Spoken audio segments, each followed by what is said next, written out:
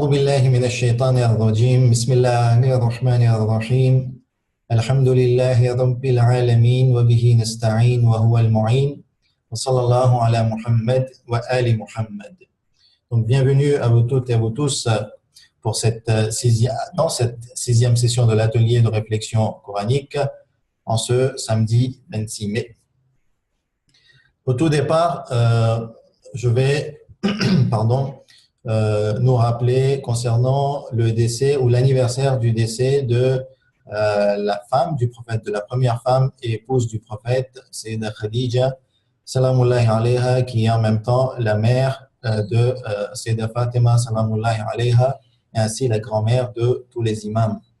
Et à cette occasion, je vais vous demander de réciter une sourate al-Fatiha en l'honneur de son âme, pour la paix de son âme, pour son élévation spirituelle et surtout pour se remémorer aussi ses sacrifices, ou en l'honneur de ses sacrifices.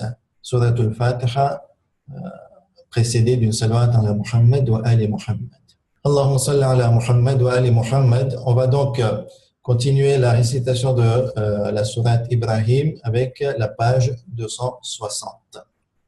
بسم الله الرحمن الرحيم وآتاكم من كل ما سألتموه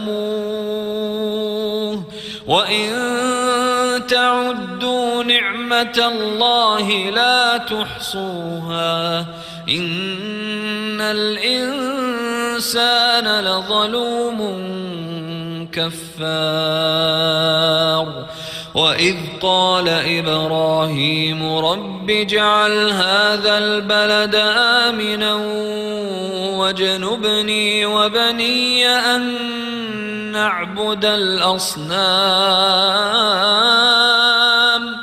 رب إنهن أضللن كثيرا من الناس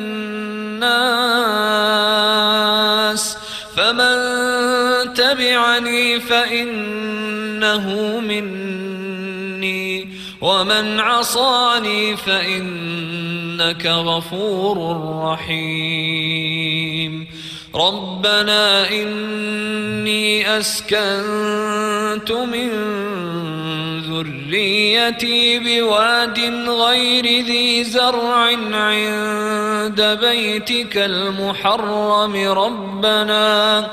ربنا ليقيموا الصلاة فاجعل أفئدة من الناس تهوي إليهم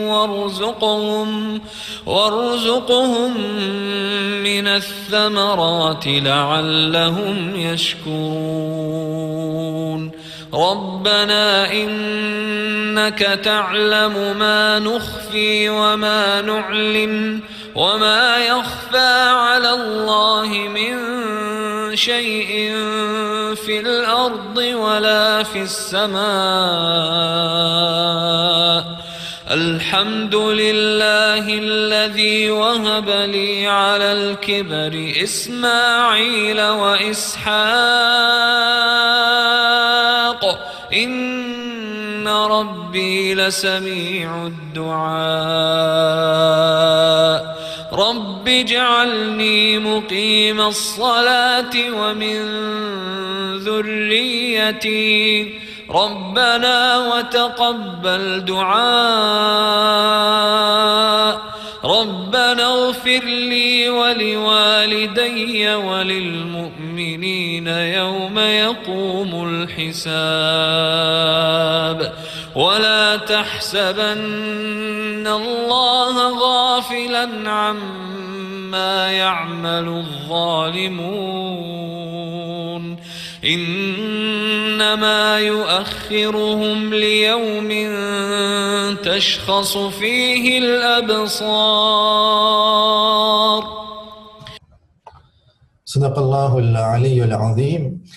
On va donc maintenant passer aux interventions et avant les interventions, donc la lecture des versets choisis. Bismillahirrahmanirrahim. Alors, sourate 7, verset 158. Dis, ô homme, je suis pour vous tous le messager d'Allah, à qui appartient la royauté des cieux et de la terre. Pas de divinité à part lui, il donne la vie et il donne la mort. Croyez donc en Allah, en son messager, le prophète illettré, qui croit en Allah et en ses paroles. Et suivez-le afin que vous soyez bien guidés. Sourate 34, verset 28. Et nous ne t'avons envoyé qu'en tant qu'annonciateur et avertisseur pour toute l'humanité, mais la plupart des gens ne savent pas. Et nous ne t'avons envoyé qu'en miséricorde pour l'univers. Qu'on exalte la bénédiction de celui qui a fait descendre le livre de discernement sur son serviteur, afin qu'il soit un avertisseur à l'univers. Dis, qu'y a-t-il de plus grand en fait de témoignage? Dis, Allah est témoin entre moi et vous. Et ce Coran m'a été révélé pour que je vous avertisse par sa voix, vous et tout ce qui l'atteindra. Alors, Bismillahirrahmanirrahim. Donc, on va commencer, dans un premier temps, on va aller verset par verset. Donc, premier verset, la sourate 7, le verset 158. Donc, dit aux hommes. Donc, ici, Dieu demande au prophète de s'adresser à tout le monde. C'est un message universel, pas seulement pour les croyants ou à un groupe restreint, c'est vraiment pour tout le monde. Je suis pour vous tous le messager d'Allah. Là encore, c'est précisé pour vous tous. Donc, c'est un message. Il est le messager pour tous, pas que pour les croyants, pas que pour les musulmans, mais vraiment pour tous. Ensuite, Dieu passe à sa description. Donc, qui est ce Dieu? Donc, il y a 3 points. Donc, c'est celui à qui appartient la royauté des cieux et de la terre. Donc, celui à qui tout appartient. Pas de divinité à part lui. Donc, c'est celui qui est un, qui n'a pas d'associé. Donc, on voit bien la manifestation de l'unicité de Dieu. Il donne la vie et il donne la mort. Donc, on voit qu'il y a une très belle description de Dieu. Et ensuite, il nous demande de croire en lui. Donc, croyez donc en Allah et en son messager. Et là, on passe à la description du messager. Donc, qui est ce messager? Donc, il y a 3 points. Donc, c'est le prophète illettré qui croit en Allah et qui croit en ses paroles. Donc, ici, on a traduit le mot ummi par illettré. Je ne vais pas m'attarder dessus. Je profite pour faire un peu de pub pour Inour. Vous trouverez un webinaire qui traite ce sujet. C'est vraiment le tout premier webinaire de Inour, donc sur inour.fr.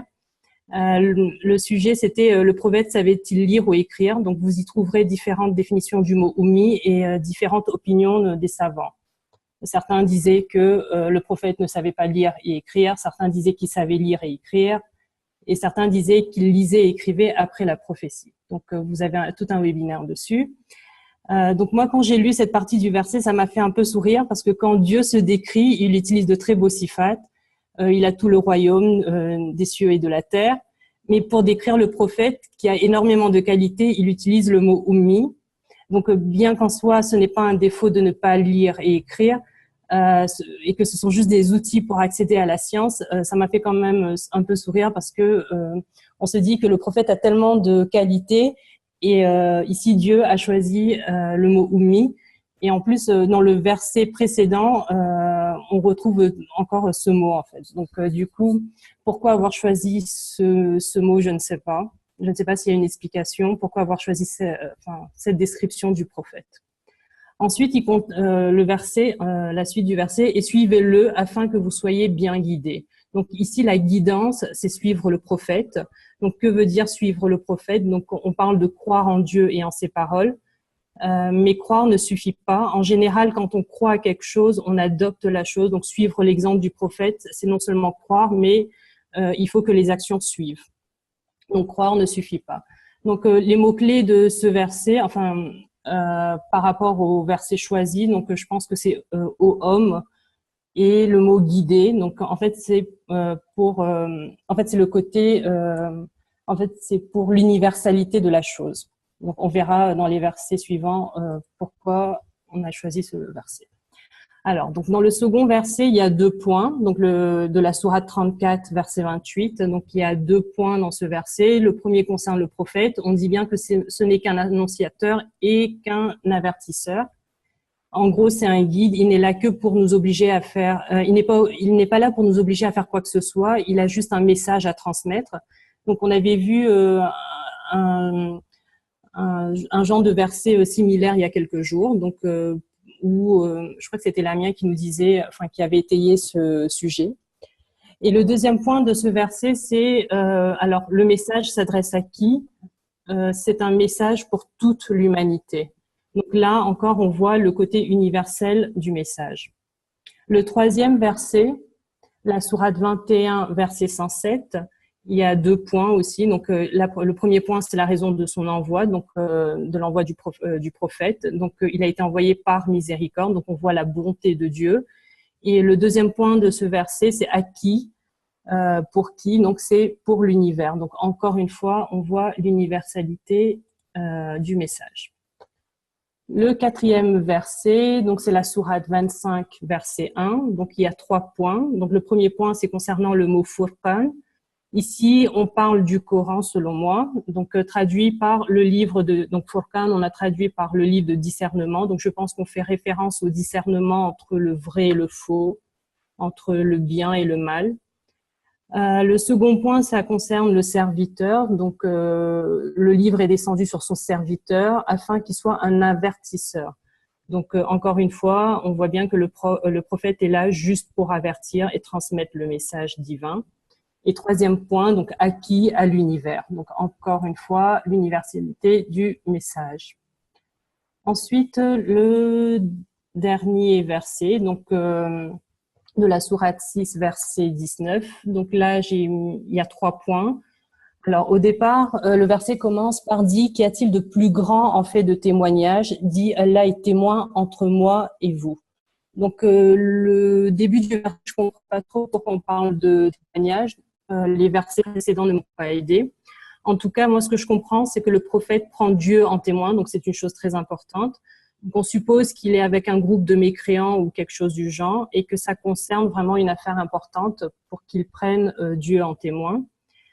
Ensuite, donc le second point de ce verset, c'est que ce Coran m'a été révélé pour que je vous avertisse. Donc là encore une fois, la raison de son envoi, c'est pour qu'il nous avertisse. Donc voilà.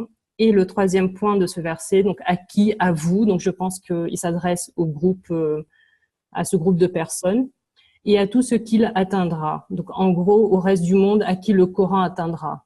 Je pense que c'est pour dire à tout le monde. Donc, le point commun de tous ces versets, c'est l'universalité du message, de la guidance via le prophète et le Coran. C'est pour tout le monde, pas que pour les chiites et pas que pour les musulmans. Donc, c'est vraiment pour tout le monde.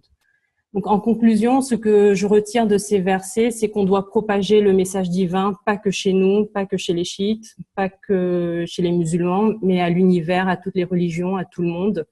La guidance est pour tous et on a un devoir face à ça. On a tous quelque chose en nous pour aider et pour guider les autres. Donc, pas besoin d'être érudit. On peut emmener les gens vers Dieu, les guider, les sensibiliser grâce à nos akhlaq, à nos bons comportements. Même si on a peu de savoir, c'est pas grave. On peut toujours propager et toujours aider. Donc voilà, voilà pour moi le point commun de tous ces versets, c'était l'universalité du message et de la guidance. Très bien, très bien. Donc maintenant, je remercie Eshma pour le partage de ses pensées et je ne ferai pas de commentaires. Et je vais laisser maintenant la place à Shamir. Donc, je vais vous envoyer la traduction directement dans le chat, comme ça vous aurez la traduction écrite. J'ai analysé chaque ayat un par un. Pour la première ayat, c'est la sourate 7, verset 158. Denise Masson, elle traduit cette ayat de cette façon. Dit: ô vous les hommes, je suis en vérité envoyé vers vous, tout comme le prophète de celui à qui appartient la royauté des cieux et de la terre.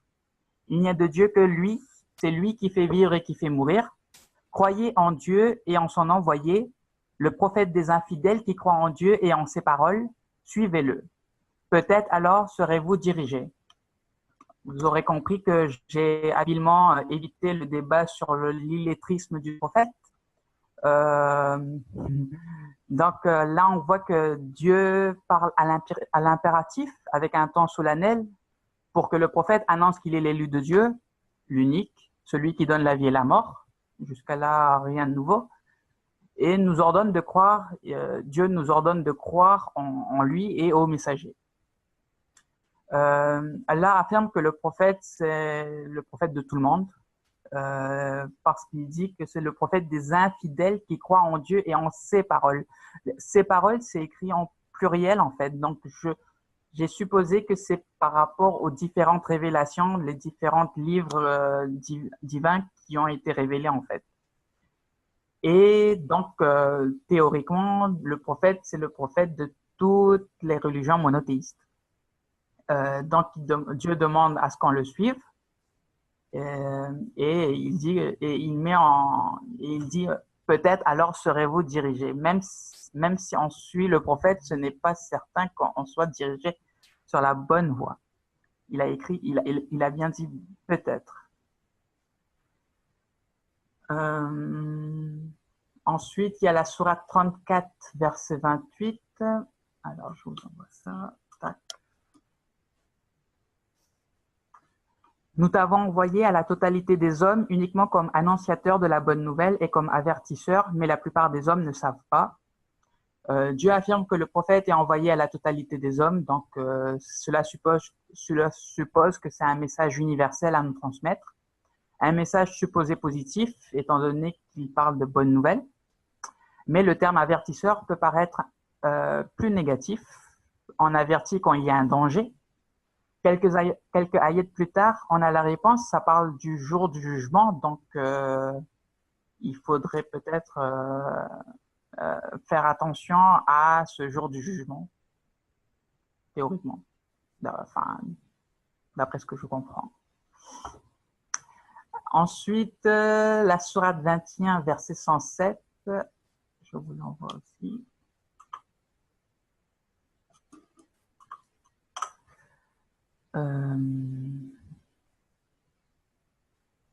C'est bien ça. Nous t'avons seulement envoyé comme une miséricorde pour les mondes. Dieu affirme que le prophète a envoyé comme une miséricorde que j'ai traduit par disposition à venir en aide à celui qui est dans le besoin, source Larousse. Donc, Dieu envoie un prophète pour nous venir en aide dans le besoin pour les mondes. Le terme les mondes m'interpelle un petit peu. Dieu parle de les mondes. Est-ce que cela veut dire que l'homme terrien pourra quitter sa planète et s'installer sur une autre planète vivable? Est-ce que cela veut dire que d'autres êtres vivants existent dans le système solaire? Ou est-ce que les mondes est utilisé pour dire tout le monde, toutes les générations qui sont passées sur Terre? À chacun son interprétation. Voilà. Ensuite, j'ai la sourate 25, verset 1.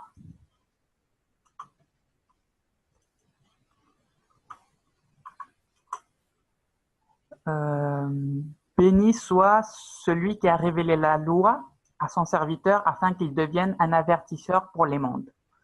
Alors, concernant le terme la loi, Denise Masson a mis un petit astérix et elle dit que c'est le terme Furqan qui désigne la loi révélée en tant que critère discrimination entre le bien et le mal. Il revient encore en sourate 21, ayat 48 au sujet de la Torah. Il est appliqué au Coran, sourate 2, 185, sourate 3, ayat 4 et sourate 25, ayat 1. Il est encore employé avec le sens de discernement entre le bien et le mal en sourate 8, ayat 29.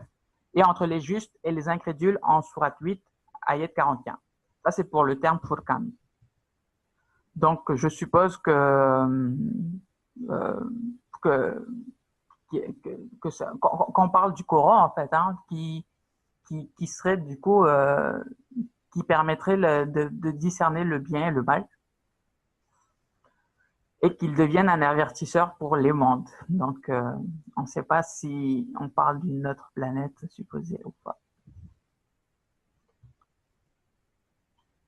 Et enfin, je finis par la sourate 6, les troupeaux, verset 19. Alors, c'est pas exactement la même chose que le PowerPoint parce que Denise Masson parle de 4 termes, enfin, elle répète 4 fois le terme dit Donc, c'est vraiment une succession de phrases impératives. Donc, je vais lire le ayat. Dis, quelle preuve plus certaine pourrait-on apporter comme témoignage? Dis, Dieu est témoin entre moi et vous. Ce Coran m'a été révélé pour que je vous avertisse, vous et ceux auxquels il est parvenu. Est-ce que vraiment vous témoignerez qu'il existe une autre divinité avec Dieu? Dis, je ne témoignerai pas. Dis, il est en vérité un Dieu unique et moi je désavoue ce que vous lui associez.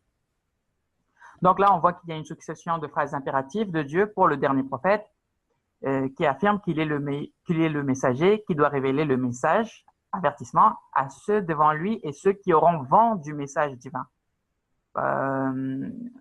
Parce qu'il dit bien, ce Coran m'a été révélé pour que je vous avertisse, vous et ceux auxquels il est parvenu. Donc, ceux qui ne sont pas avertis, du coup, eux, ils sont un petit peu, ils sont pas de souci en fait.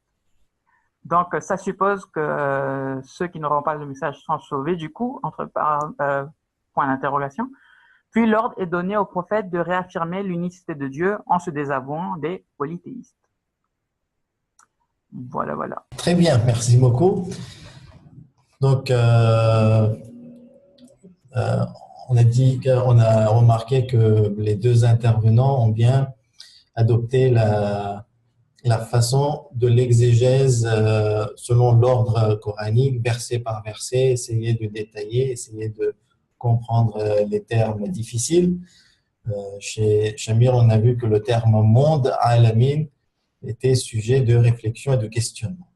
Alors moi, cette fois-ci, je ne vais pas rentrer dans les définitions des mots.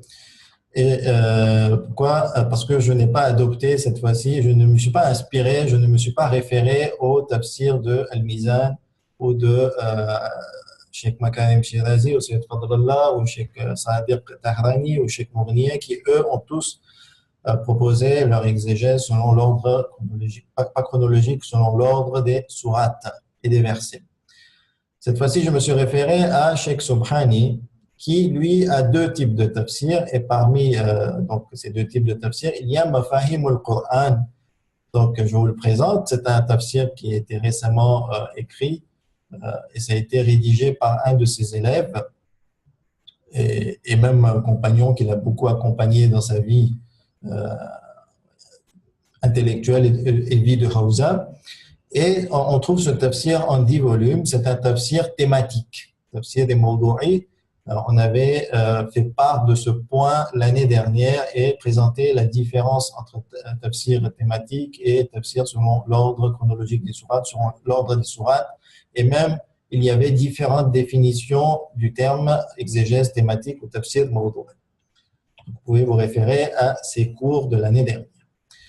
Donc, un des points qu'aujourd'hui j'ai voulu partager, c'était que vous avez remarqué, on parlait de l'universalité du Coran. Pour nous, musulmans, c'est rien de nouveau, rien de spécial. On a toujours entendu que l'islam, il faut bien distinguer, l'islam est universel ou le Coran est universel. Parce que l'islam, ça englobe déjà le message coranique et le message prophétique. Et pour les chiites, bon, il y a aussi les Ahl al-Bayt alayhim salam qui sont une extension du message prophétique. Donc ici, on parle du Coran et du message du texte coranique et de son universalité. Donc, Cheikh Subhani, il ramène 4 types d'éléments qui indiquent que le texte coranique est sans aucun doute universel. Rapidement, je vous les énumère. Le premier élément, type d'élément, sont les mots, expressions explicites présents dans certains versets, comme on a vu dans les versets d'aujourd'hui. Donc, ô homme, je suis pour vous tous le messager d'Allah. Donc, on lit bien, je suis pour vous tous le messager d'Allah, et non, je suis pour vous tout le messager d'Allah, ou comme le messager d'Allah. Donc, il faut bien, je fais référence à la traduction de Denise Masson. Donc, pour toute l'humanité, c'est précisé aussi dans la traduction, miséricorde pour l'univers, avertisseur à l'univers. Donc, il y a ce type d'expression existe dans les versets, c'est explicite. Que je vous avertisse par sa voix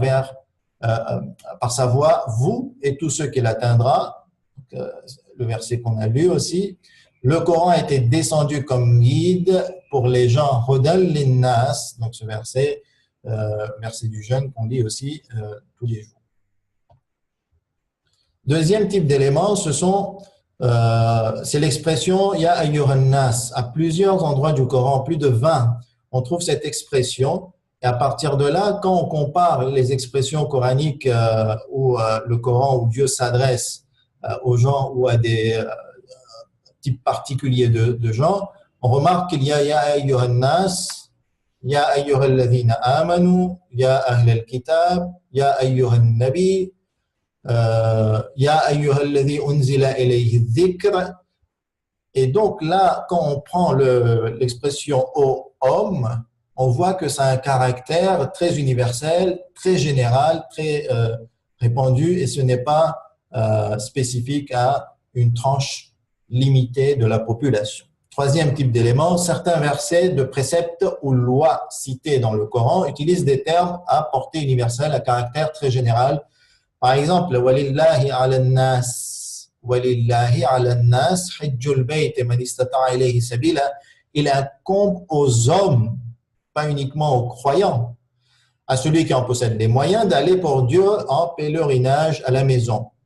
Ou bien le verset, n'usez pas du nom d'Allah dans vos serments pour vous dispenser de faire le bien, d'être pieux et de réconcilier les gens. Ce n'est pas uniquement les musulmans.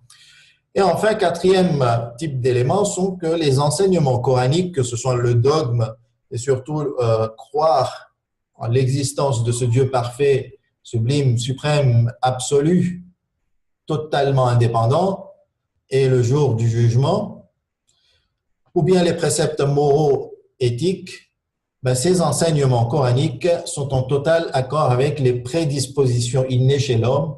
Et ces prédispositions innées chez l'homme, tout le monde est d'accord, elles sont universelles. Donc, le message coranique qui contient les enseignements coraniques donc, est universel et s'adresse à tous. Jusqu'à maintenant, rien de nouveau, ce n'est qu'un rappel. Petit à petit, on va entrer dans des nouveaux éléments. Je vais maintenant demander à quelqu'un de lire ce texte-là. On aura quelques textes à lire et on va analyser ces textes. Alors, l'idée de l'universalité du message est apparue après lui, Mohammed. Cette idée, malgré l'appui de nombreux versets et hadiths, n'avait même pas été imaginée par Mohammed en personne. Et même si on admet qu'il y avait pensé, cette idée était très floue. Le monde dans lequel il pensait était le monde arabe, de la même façon que cette nouvelle religion avait été élaborée pour ce dernier. Mohammed n'avait adressé son appel du début jusqu'à sa mort qu'aux Arabes exclusivement. À partir de là, nous observons que les graines de l'universalité de l'islam avaient été plantées, mais elles n'ont germé et ne se sont développées qu'à cause de la situation historique plus que par programme et stratégie. Très bien. Alors, qu'est-ce que vous comprenez du texte de Sir William Muir? Je ne sais pas exactement comment bien prononcer son nom. Donc, orientaliste qui fait des études donc, de l'Orient et surtout de l'islam, de la vie du prophète. Il a pas mal d'œuvres et il est écossais. Moi, de ce que je comprends, et ces paroles n'ont pas été rapportées d'une source directe. Je l'ai rapporté de Cheikh Subhani et ça a été traduit de l'arabe, pour être précis dans la transmission. Donc, on comprend que monsieur l'orientaliste, William Muir, il trouve que le prophète lui-même n'avait pas un programme à portée universelle. Donc, le Coran sur lequel il s'était basé n'avait pas une vue universelle de son message. Le prophète était là pour son peuple. C'est un message, on va dire, régional, et ça se limitait à là. Mais après, c'est tout le contexte historico-politique et le développement, on va dire, à travers l'histoire de l'humanité qui a fait que le message de l'islam s'est répandu de façon, on va dire, très large, très globale à travers le monde.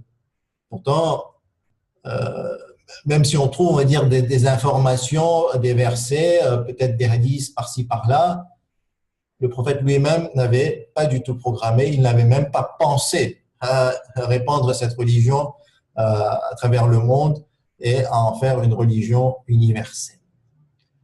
On retrouve, bon là pour le moment il n'y a pas d'argumentation, ce sont des allégations, mais on va aller lire maintenant ce texte-là. Alors, le message du Coran s'adresse au peuple du prophète seulement, dans leur propre langue et suivant leur mentalité et leurs coutumes. Les preuves sont dans le Coran lui-même. Sourate 14, verset 4. Et nous n'avons en rien de les éclairer. Et c'est Dieu qui égare qui il veut et guide qui il veut. Et c'est lui le Tout-Puissant, le Sage. Sourate 12, verset 2. Nous l'avons fait descendre, un Coran en langue arabe afin que vous puissiez comprendre. Sourate 43, verset 3. Nous en avons fait un Coran arabe afin que vous puissiez comprendre. Sourate 20, verset 113. C'est ainsi que nous l'avons fait descendre, un Coran en langue arabe, et nous y avons multiplié les menaces, afin qu'ils puissent se garder du mal ou qu'il les amène à bénéficier de ces leçons. Sourate 41, verset 44. Si nous en avions fait un Coran en une langue autre que l'arabe, ils auraient dit « Pourquoi ces versets n'ont-ils pas été exposés clairement ?» Quoi? Un Coran non arabe et un messager arabe? Sourate 26, verset 198. Si nous l'avions révélé à un prophète de langue étrangère et qu'il leur eût récité, ils n'y auraient certainement pas cru. Ces deux derniers versets montrent clairement qu'il est naturel pour les non-arabes de ne pas y croire. Sourate 42, verset 7. Et c'est ainsi que nous t'avons révélé un Coran arabe afin que tu avertisses la mère des cités, la Mecque, et ses alentours. Ce verset indique les limites géographiques originelles de l'islam, la Mecque et sa région. Sourate 43, verset 44. C'est le Coran, assurément un message pour toi et ton peuple, et vous en serez interrogés. C'est une affirmation très claire pour toi et ton peuple. Très bien. Donc, on va s'arrêter là pour cet article. Donc, en résumé, on va me dire, bon, je suis bien gentil, je suis venu avec des versets qui montrent l'universalité du Coran. Et avant-hier, tu nous as rappelé, tu nous as dit que le Coran, il faut l'étudier dans son ensemble et avoir une vue globale et ne pas produire des résultats basés sur un seul type de verset. Et donc, tout est remis en question, n'est-ce pas? Il faut se dire donc qu'il y a un réel débat. Déjà, ce que vous avez vu présent dans l'article, qui semble être récent, ça existe chez les orientalistes depuis pas mal de temps. Et quand on remonte l'histoire, on voit aussi que souvent les idées sont recyclées.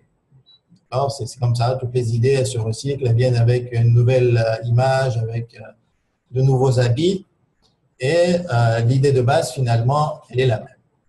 Pour le moment, je n'ai pas envie de développer pourquoi les orientalistes ont développé ce type de… ou quelles étaient les intentions des orientalistes plutôt derrière le soulèvement de ce type de problématique. Mais en tout cas, nous, ça nous soulève un débat. Et la première question, ou une des questions que l'on peut se poser, c'est quel est l'enjeu de ce débat? et j'aimerais que vous réfléchissiez chez vous là et que vous me répondiez à travers le panel de conversation. Quel est l'enjeu de ce débat? D'accord?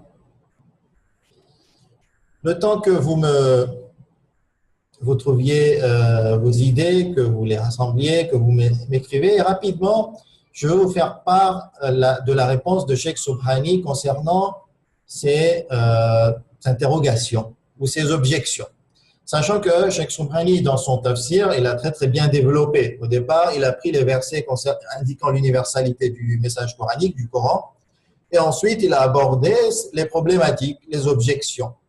Donc, au contraire de ce qui a été fait dans cet article, on n'a montré qu'une seule partie des versets, qu'un seul type de versets. Cheikh Subhani, il a essayé d'avoir ce débat contradictoire, de l'exposer. Et bien entendu, il privilégie sans aucun doute le caractère universel et cette portée universelle du message coranique.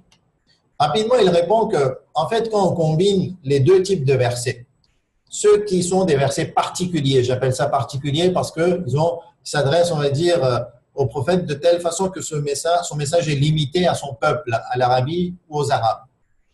Donc, Cheikh Subhani, il dit que les versets particuliers ont une portée beaucoup plus faible que ceux qui sont universels. Quand on compare le ton des deux versets, à ce moment-là, et qu'on les pèse, qu'on les jauge, ceux qui ont une portée universelle sont beaucoup plus lourds.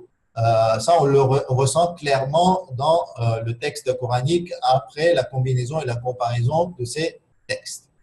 Et en plus, si on prend uniquement que les versets particuliers et qu'on les combine les uns vis-à-vis des autres, à ce moment-là, on va tout de suite remarquer que ces versets particuliers ont une portée plus large que la limite géographique de la Mecque et des Arabes, puisqu'ils s'adressent en même temps aux Juifs, aux chrétiens, à ceux qui ne croient à aucun Dieu et à ceux qui associent à Dieu. Donc, on voit qu'il s'adresse, on va dire, à beaucoup de types de populations et non uniquement les populations arabes. Deuxième point, deuxième réponse, c'est que je pense qu'il faut être logique. Je le dis avec mes mots. Lorsque Dieu envoie un prophète, et qu'admettons qu'ils veulent l'envoyer à toute l'humanité, il ne va pas commencer à s'adresser à toute l'humanité d'un seul coup. C'est impossible que ça se passe comme ça. Si on veut apporter une réforme quelque part, si on veut apporter un nouveau message, en tout premier lieu, au tout départ, on s'adresse à une tranche spécifique de la population et petit à petit, ce message se répand et s'étend. Donc, il est logique que le prophète soit avant tout chargé de guider, former, accompagner, purifier son peuple. Et c'est ce qui va marquer le début de sa mission. Et à travers ce socle, il va s'adresser également à tous les hommes, étendre son message avec une portée illimitée, une portée totalement universelle. Donc, lorsqu'on combine les deux versets, on va dire que c'est tout à fait logique d'avoir ces versets particuliers d'un côté et de l'autre côté, les versets universels. Maintenant que vous avez réfléchi concernant l'enjeu de ce débat, donc on va lire vos commentaires avant que je vous fasse part de mes points à moi. Donc, de Belgique, la sœur qui nous dit « Salam, je pense que le message du prophète était destiné à son peuple au début et ensuite à l'humanité, donc ce qu'on vient de dire. Lamia Serali, je pense que l'enjeu c'est de confiner l'islam et le Coran à un espace et un temps donné. Donc, de sortir de son intemporalité et de rentrer dans l'historicité et la temporalité. Je suis désolé, peut-être que les mots sont un peu techniques ou plutôt on n'est pas habitué à ces termes, mais c'est exactement l'idée que la mienne nous a fait part, c'est-à-dire considérer que le Coran était limité à un temps, à un espace déterminé, délimité. Ça fait tout de suite barrière pour son expansion, les conversions, etc. Puis, en même temps, si aujourd'hui un message devait descendre pour les musulmans et que c'est un Russe qui parlait écossais et qui nous le fait parvenir, ça va peut-être être compliqué. Jouer sur l'aspect identitaire semble une condition sine qua non pour toucher un peuple. Très bien.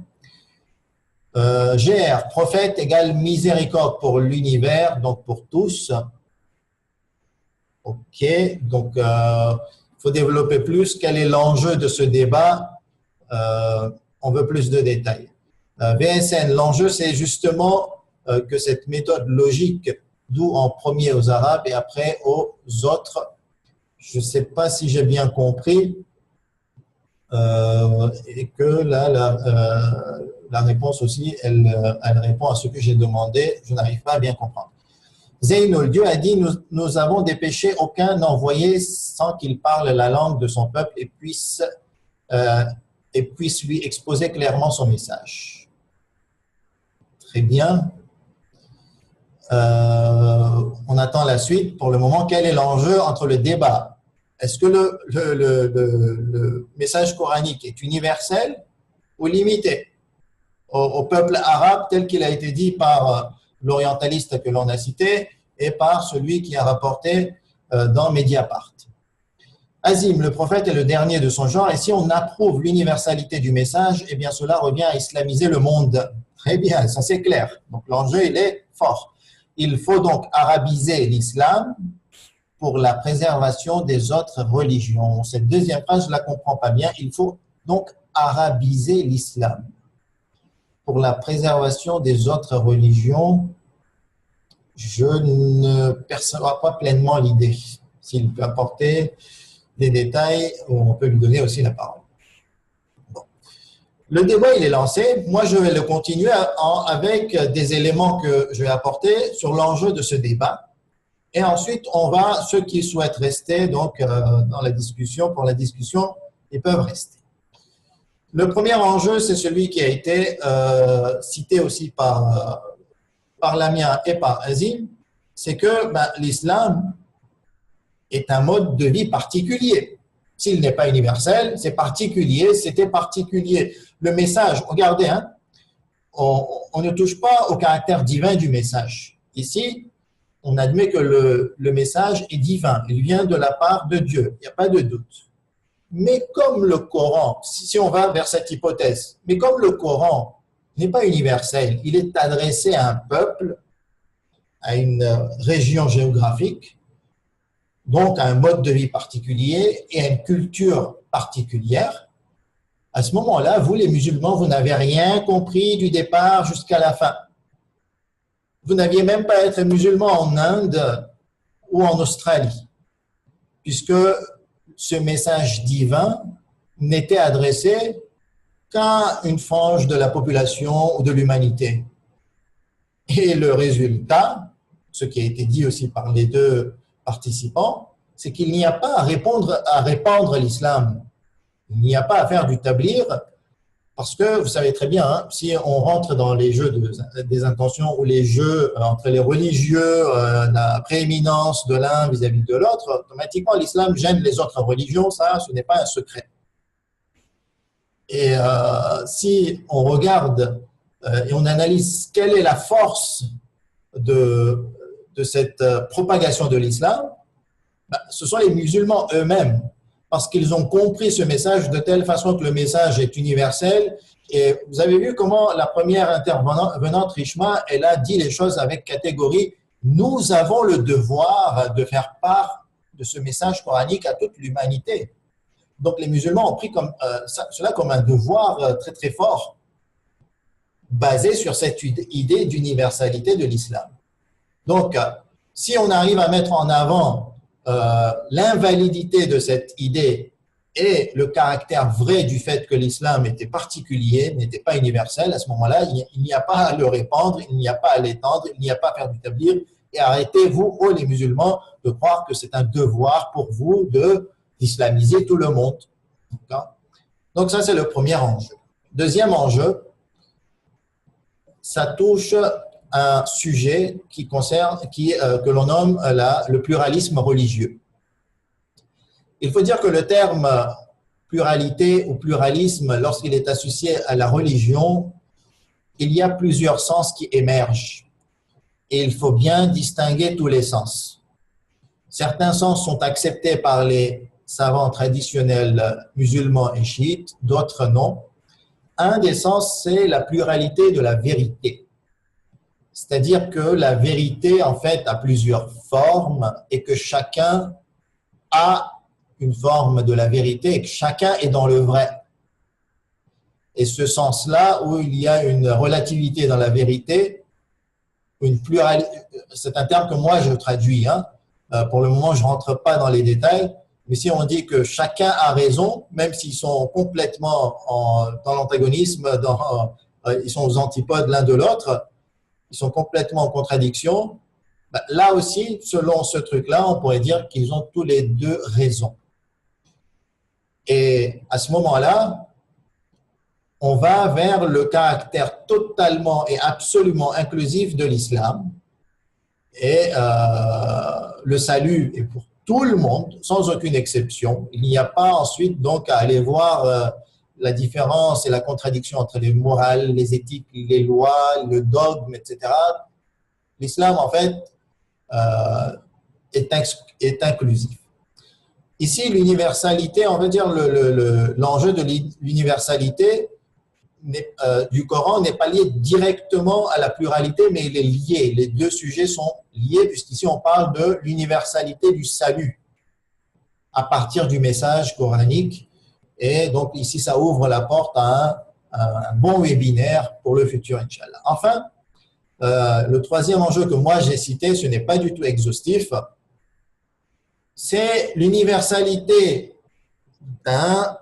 d'une partie coranique, d'une vision coranique et le caractère particulier d'un autre angle coranique que moi j'ai nommé ici l'éthique intemporelle ou principe intemporel, mais loi temporelle.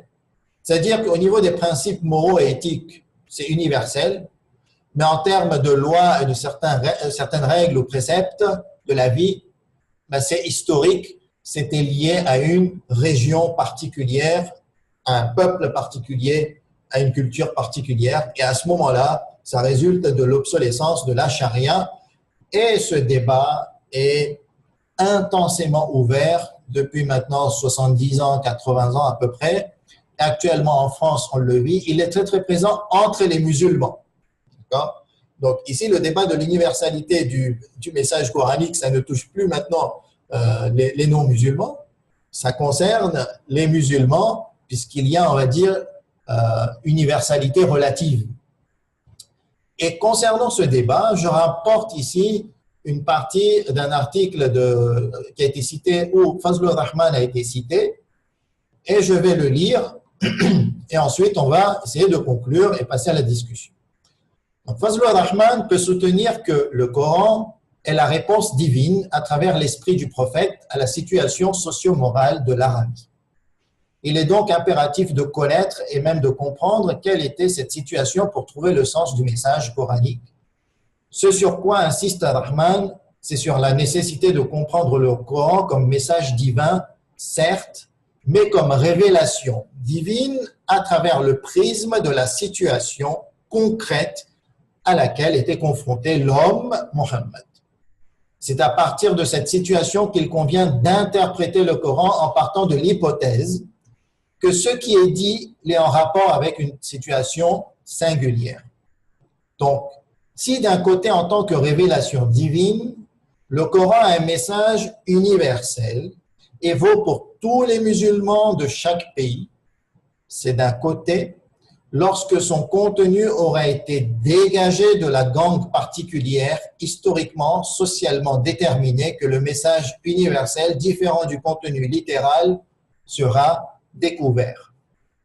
Et à partir de là, vous aurez l'article dans le lien qu'on va vous le partager dans un instant. Vous allez pouvoir le lire en entier. Et à partir de là, donc, il y a plusieurs courants de pensée qui ont émergé durant les 50-60 dernières années sur cette question. Et surtout, la temporalité de la charia et des lois islamiques, c'est-à-dire était-elle limitée à un endroit précis, à une région précise, à un temps précis, à une histoire précise, et que maintenant ces lois ont changé ou pas. Et si elles ont changé, jusqu'à quelle ampleur ont-elles changé? Est-ce que l'interdiction du porc, du vin, l'héritage, qui sont stipulés de façon très très explicite dans le Coran, eux aussi sont en mouvement et en changement ou pas? Et donc là, il y a beaucoup de problématiques qui sont soulevées. Bien entendu, sans statistiques, ce que l'on ressent, c'est que dans le monde musulman, le courant de pensée classique et traditionnel qui semble être majoritaire n'a pas adhéré ni adopté à ces nouvelles pensées, à ces théories proposées par ces nouveaux penseurs. Et donc, on reste dans un schéma beaucoup plus classique et beaucoup plus figé en termes des lois islamiques. Mais le débat, comme je l'ai dit, il est intense pour celui qui souhaite apprendre. Ici, je rappelle, hein, les parenthèses de rappel, ça peut être bénéfique. Je ne fais pas la propagande ou l'apologie de ce type de courant de pensée ici. Vous me connaissez, le but de la réflexion coranique, c'est d'ouvrir des portes à la réflexion, à la critique, à l'apprentissage, au savoir. Et lorsqu'on partage, par exemple, des témoignages, cela ne veut pas dire que l'auteur adhère. Cela ne veut pas dire que j'adhère à tout ce qu'a dit Allama Tabatabai, Sheikh Subhani, Sheikh Makarim Shirazi, Fadlur Rahman, etc., etc. Le but ici, c'est d'apprendre, d'ouvrir des portes et laisser, on va dire, cette curiosité intellectuelle nous prendre et nous faire avancer et développer. Si quelqu'un souhaite apprendre plus concernant ce débat, il y a le livre de Rachid Benzine, Les nouveaux penseurs de l'islam. Vous allez le trouver sur Internet, on peut l'acheter. Et il pourra comprendre plus concernant ce débat et surtout les nouvelles hypothèses et théories avancées durant le XXe siècle, le siècle dernier, par ces penseurs. Wa sallallahu ala Muhammad wa ali Muhammad.